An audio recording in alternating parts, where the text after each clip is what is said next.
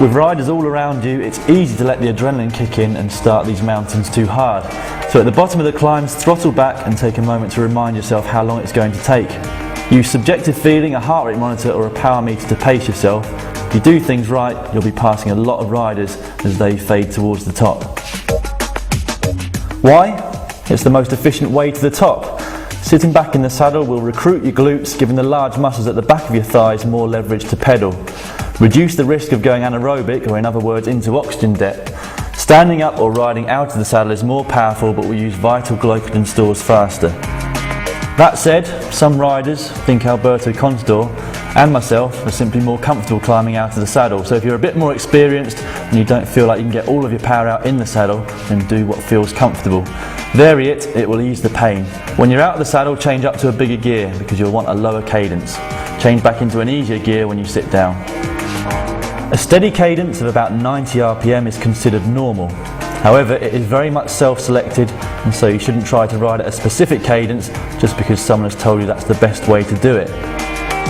Practice this, it's not easy whilst you're climbing. The effort is high, your breathing rate and heart rate soar, and the concentration of actually getting up the mountain can make you simply forget to take on calories and fluids. Compensate for this on the flat sections. You don't need to have an extra special bike to be able to climb a mountain, but you do need to choose the right gears. A compact front chain set with smaller than standard chain rings will be needed by most amateur riders to get up European climbs. On some of the Italian climbs, which are painfully steep as well as long, you may also need to get a bigger rear cassette to give you an even lower, easiest gear. If you do happen to have an unlimited budget, the lighter your bike is, the easier the fight against gravity will be. Pro riders are governed by the UCI's minimum weight rule of 6.8 kilograms, but these days it's feasible to build a perfectly safe bike which is well under that weight. It's a waste of energy to grip the bars too tightly. Don't tense your upper body, relax your shoulders. Keep your back straight, shoulders down, hands resting on the bar tops.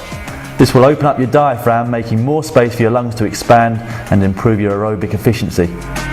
Setting out at the bottom of the Tourmalet and thinking you've got 19 kilometers to the top can be so daunting that you feel defeated before you've even begun. Break the climbs down into smaller chunks in your head, ticking them off as you go. If it's a famous climb, do some research beforehand, identify the landmarks. Think about these as your next marker and goal. It's 60% mental attitude. Take the first third of the climb slowly, saving enough energy so that you can push through the last third. This is when you should be exerting yourself, not before.